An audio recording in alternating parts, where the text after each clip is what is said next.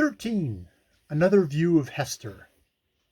In her late singular interview with Mr. Dimmesdale, Hester Prynne was shocked at the condition to which she found the clergyman reduced. His nerve seemed absolutely destroyed. His moral force was abased into more than childish weakness. It grovelled helpless on the ground, even while his intellectual faculties retained their pristine strength, or had perhaps acquired a morbid energy, which disease only could have given them. With her knowledge of a train of circumstances hidden from all others, she could readily infer that, besides the legitimate action of his own conscience, a terrible machinery had been brought to bear, and was still operating, on Mr. Dimmesdale's well-being and repose. Knowing that this poor fallen man had once been, her whole soul was moved by the shuddering terror with which he had appealed to her, the outcast woman, for support against his instinctively discovered enemy. She decided, moreover, that he had a right to her utmost aid. Little accustomed, in her long seclusion from society, to measure her ideas of right and wrong by any standard external to herself, Hester saw, or seemed to see, that there lay a responsibility upon her in reference to the clergyman, which she owed to no other, nor to the whole world besides. The links that united her to the rest of humankind, links of flowers or silk or gold, or whatever the material, had all been broken. Here was the iron link of mutual crime, which neither he nor she could break. Like all other ties, it brought along with its obligations. Hester Prynne did not now occupy precisely the same position in which we beheld her during the earlier period of her ignominy. Years had come and gone. Pearl was now 7 years old. Her mother, with the scarlet letter on her breast, glittering in its fantastic embroidery, had long been a familiar object to the townspeople, as is apt to be the case when a person stands out in any prominence before the community, and at the same time interferes neither with public nor individual interests and convenience. A species of general regard had ultimately grown up in reference to Hester Prynne. It is to the credit of human nature that, except where its selfishness is brought into play, it loves more readily than it hates. Hatred, by a gradual and quiet process, will even be transformed to love, unless the change be impeded by a continually new irritation of the original feeling of hostility. In this matter of Hester Prynne, there was neither irritation nor irksomeness. She had never battled with the public, but submitted uncomplainingly to its worst usage. She made no claim upon it in requital for what she suffered, nor did she weigh upon its sympathies. Then, also, the blameless purity of her life during all these years in which she had been set apart to infamy was reckoned largely in her favor. With nothing now to lose in the sight of mankind, and with no hope, and seemingly no wish of regaining anything, it could only be a genuine regard for virtue that had brought back the poor wanderer to its path. It was perceived, too, that while Hester never put forward even the humblest title to share in the world's privileges, further than to breathe the common air and earn daily bread for her little Pearl and herself by the faithful labor of her hands, she was quick to acknowledge her sisterhood with the race of man, whenever benefits were to be confirmed. None so readily as she to give of her little substance to every demand of poverty, even though the bitter-hearted pauper threw back a gibe in requital of the food brought regularly to his door, or the garments wrought for him by the fingers that would have embroidered a monarch's robe. None so self-devoted as Hester when pestilence stalked through the town, in all seasons of calamity. Indeed, whether general or of individuals, the outcast of society at once found her place. She came, not as a guest, but as a rightful inmate, into whose household that was darkened by trouble, as if its gloomy twilight were a medium in which she was entitled to hold intercourse with her fellow creatures. There glimmered the embroidered letter with comfort in its unearthly ray. Elsewhere the token of sin, it was the taper of the sick chamber. It had even thrown its gleam in the sufferer's hard extremity across the verge of time. It had shown him where to set his foot, while the light of earth was fast becoming dim, and ere the light of futurity could reach him. In such emergencies, Hester's nature showed itself warm and rich, a wellspring of human tenderness, unfailing to every real demand, and inexhaustible by the largest. Her breast, with its badge of shame, was but the softer pillow for the head that needed one.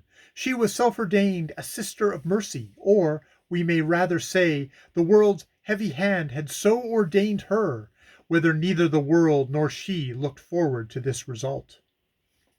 The letter was the symbol of her calling. Such helplessness was found in her, so much power to do, and the power to sympathize, that many people refuse to interpret the scarlet A by its original signification. They said that it meant able, so strong was Hester Prynne with a woman's strength. It was only the darkened house that could contain her. When sunshine came again, she was not there. Her shadow had faded across the threshold. The helpful inmate had departed without one backward glance to gather up the meed of gratitude, if any were in the hearts of those who she had served so zealously. Meeting them in the street, she never raised her head to receive their greeting. If they were resolute to accost her, she laid her finger on the scarlet letter and passed on. This might be pride, but was so like humility that it produced all the softening influence of the latter quality on the public mind. The public is despotic in its temper. It is capable of denying common justice when too strenuously demanded as a right. But quite as frequently it awards more than justice when the appeal is made, as despots love to have it made, entirely to its generosity. Interpreting Hester Prynne's deportment as an appeal of this nature, society was inclined to show its former victim a more benign countenance than she cared to be favored with, or, perchance, than she deserved. The rulers and the wise and the learned men of the community were longer in acknowledging the influence of Hester's good qualities than the people. The prejudices which they shared in common with the latter were fortified in themselves by an iron framework of reasoning that made it a far tougher labor to expel them. Day by day, nevertheless, their sour and rigid wrinkles were relaxing into something which, in the due course of years, might grow to be an expression of almost benevolence. Thus it was with the men of rank on whom their eminent position imposed the guardianship of the public morals. Individuals in private life, meanwhile, had quite forgiven Hester Prynne for her frailty. Nay, more, they had begun to look upon the scarlet letter as a token, not of that one sin for which she had borne so long and dreary a penance, but of her many good deeds since. "Do you see that woman with the embroidered badge?" they would say to strangers. "It is our Hester, the town's own Hester, who is so kind to the poor, so helpful to the sick, so comfortable to the afflicted." Then, it is true, the propensity of human nature to tell the very worst of itself, when embodied in the person of another, would constrain them to whisper the black scandal of the bygone years. It was none the less a fact, however, that, in the eyes of the very men who spoke thus, the scarlet letter had the effect of the cross on a nun's bosom. It imparted to the wearer a kind of sacredness, which enabled her to walk securely amid all peril. Had she fallen among thieves, it would have kept her safe. It was reported and believed by many that an Indian had drawn his arrow against the badge, and that the missile struck it, but fell harmless to the ground. The effect of the symbol, or rather of the position in respect to the society that was indicated by it, on the mind of Hester Prynne herself, was powerful and peculiar. All the light and graceful foliage of her character had been withered up by this red-hot brand, and had long ago fallen away, leaving a bare and harsh outline which might have been repulsive had she possessed friends or companions to be repelled by it. Even the attractiveness of her person had undergone a similar change. It might be partly owing to the studied austerity of her dress, and partly to the lack of demonstration in her manners. It was a sad transformation, too, that her rich and luxuriant hair had either been cut off, or was so completely hidden by a cap, that not a shining lock of it ever once gushed into the sunshine. It was due in part to all these causes, but still more to something else, that there seemed to be no longer anything in Hester's face for love to dwell upon, nothing in Hester's form, though majestic and statue-like, that passion would ever dream of clasping in its embrace, nothing in Hester's bosom to make it ever again the pillow of affection. Some attribute had departed from her, the permanence of which had been essential to keep her a woman. Such is frequently the fate, and such the stern development, of the feminine character and person, when a woman has encountered and lived through an experience of peculiar severity. If she be all tenderness, she will die. If she survives, the tenderness will either be crushed out of her, or the outward semblance is the same, crushed so deeply into her heart that it can never show itself more.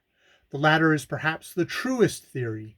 She who has once been a woman, and ceased to be so, might at any moment become a woman again, if there were only the magic touch to effect the transfiguration. We shall see whether Hester Prynne were ever afterwards so touched and so transfigured.